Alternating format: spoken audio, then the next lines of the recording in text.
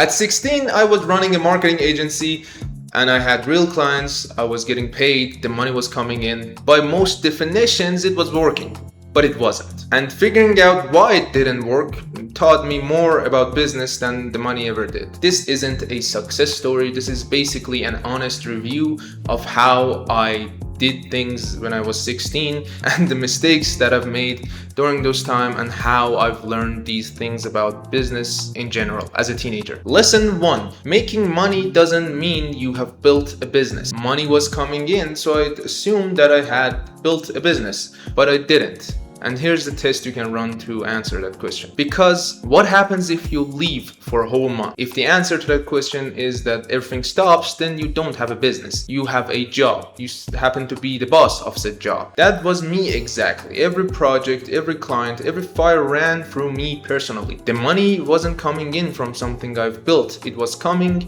from my hours, which meant I haven't escaped trading time for money. It just meant that I have learned a way to trade that for a slightly better rate and with no protection of an actual real job at play here. A business is something you build that is run without your actual active input. Nobody told me that when I was 16, so I'd assumed that this is the busy work and all that meant I had a business. If I knew this, everything would have changed entirely. Lesson 2. Clients will take over your life if you let them, and by default, you let them. Here's how it actually happened to me, because I know if you start, it's gonna probably happen to you as well. You get a new client, you start replying fast, you want to keep them, so put in good hours, and the relationship is like, okay, I'm here to do whatever it takes for you to be happy.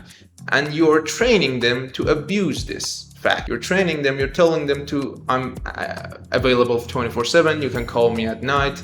If you reply, then they are going to text you. But if you don't, and the rules are set before you start working with them, they can't cross this boundary. If you have this conversation with them that I will be answering to your calls and notifications from this window and I will be working for you this amount, then it's professionalism. But if you have this conversation 2 years after you've been working with them, it feels like betrayal to your clients. The earlier on in your work relationship you set these rules and boundaries, the better, because the more you move forward with these, it stops from being that friendly, bantery way into a way more harsher conversation that it needs to be. So set your rules and boundaries with your clients early on to prevent them abusing you in any way, shape, or form. This will happen to you. Please, for the love of God, talk to them about how you will be working for them and when you will be available to them. Lesson 3. Every ceiling you hit is a skill you are missing. At some point, the agency stopped growing. My explanation was that the market is small. The clients don't have enough budget to pay me. Oh, the economics of the country is so crappy that nobody is doing their jobs right now, or everybody is just hanging around doing nothing.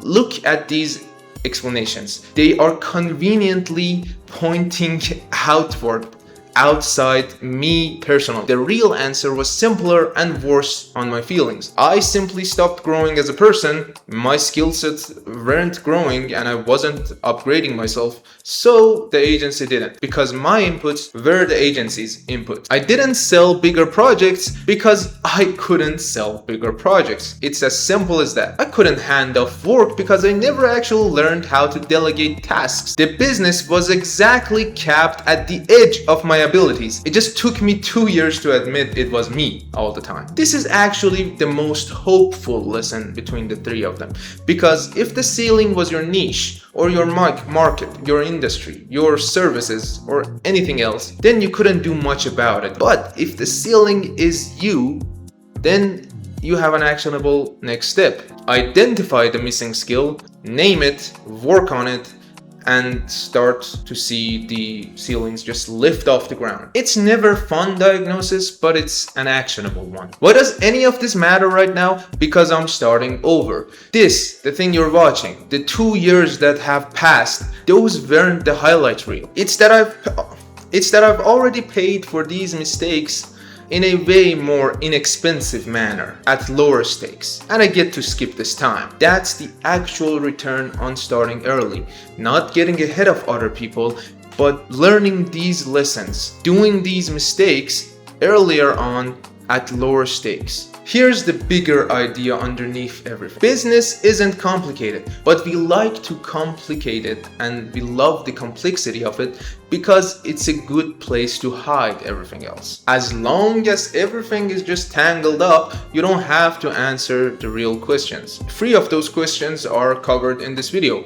and if you answer those 3 questions, I think you're gonna be fine. Does this run without me? Who's setting the rules in this relationship? And what skill am I missing? A simple 3 questions will make you move so much faster towards building an actual business than being self-employed. 16-year-old me couldn't answer these questions because I have never heard them being asked. Now you have, which puts you genuinely ahead from when I started. So if you're building anything, a channel, a business, a side project, anything, ask these 3 questions, write the answers down physically on a piece of paper, and please answer them honestly. One of those answers is gonna sting a bit, but that's where the work starts. As always, strive for excellence, and I will catch you in the next one.